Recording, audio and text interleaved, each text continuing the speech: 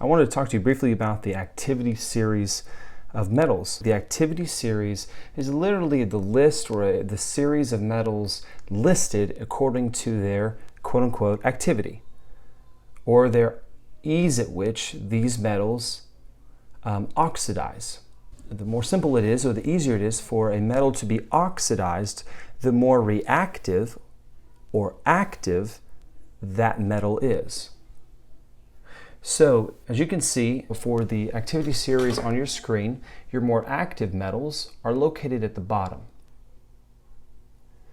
Now, we can use the activity series as a way of predicting whether or not a single replacement reaction will occur.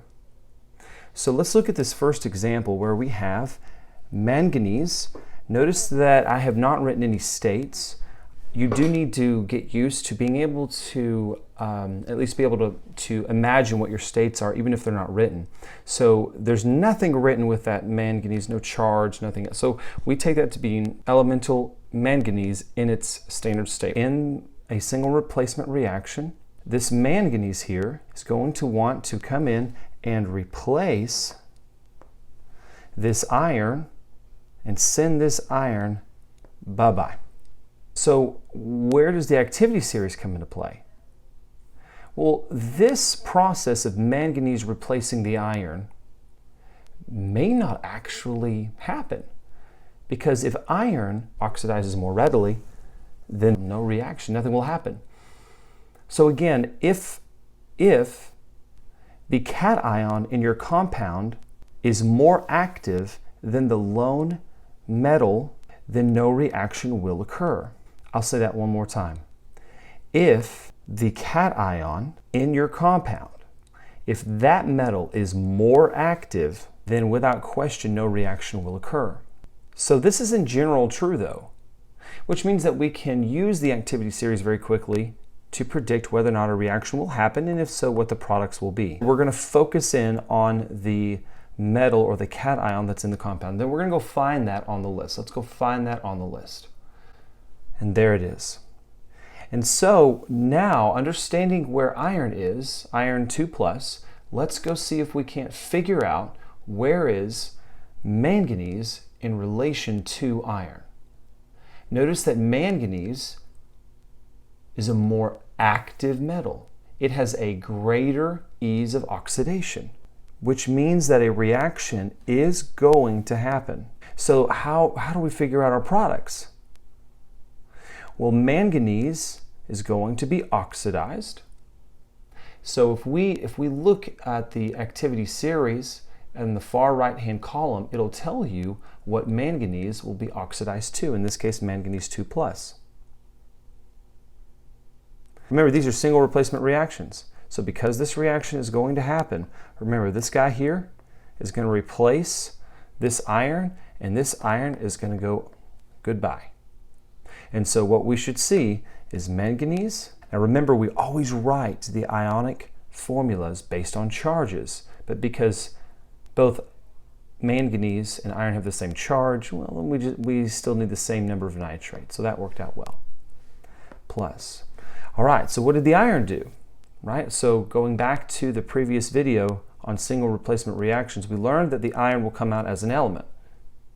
So that means no charge better be written on the iron when we write it.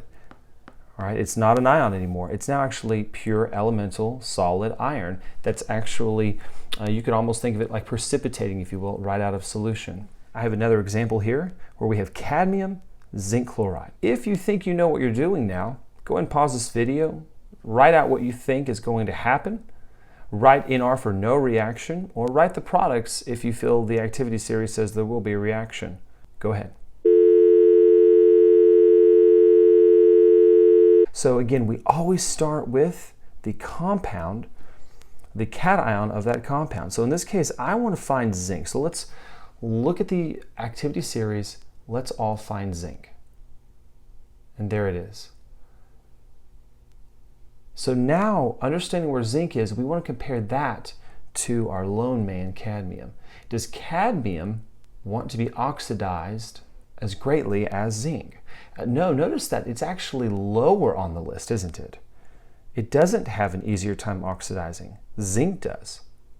So because zinc is more active, that means a reaction will not occur. So therefore this is no reaction. Now, unlike previous examples, you'll notice that we're looking at really a net ionic here. So when we come over here to write anything, if a reaction does exist and we go to write the products, then we don't have to worry about writing spectators, and we're not going to. So which metal is the cation in the compound? Well, hopefully you guessed this guy right there, right? So this guy is an aqueous solution because he's paired with some other anion dissolved in water. So that is the person we're going to go find on the activity series. Let's go find it. And so there is cobalt. Now the big question is magnesium more active, or another way stated again, does it have a greater ease of oxidizing than cobalt? Well, hopefully you notice that magnesium is far more active than cobalt, which means a reaction, heck yeah, this is going to happen. So let's do it. So again, if I look at my activity series, it tells me what magnesium is going to do. In the far right column, it tells me that magnesium is going to form a 2+ cation. So what's that final thing that we're going to write? Well, remember, the cobalt got replaced, which means it now comes up out of solution as a solid. So no charge in its elemental state. Let's do this last and final example. 10 plus aluminum 3. Here we go. Let's go find the metal that is, or the cation that is in the compound, which is aluminum in this case.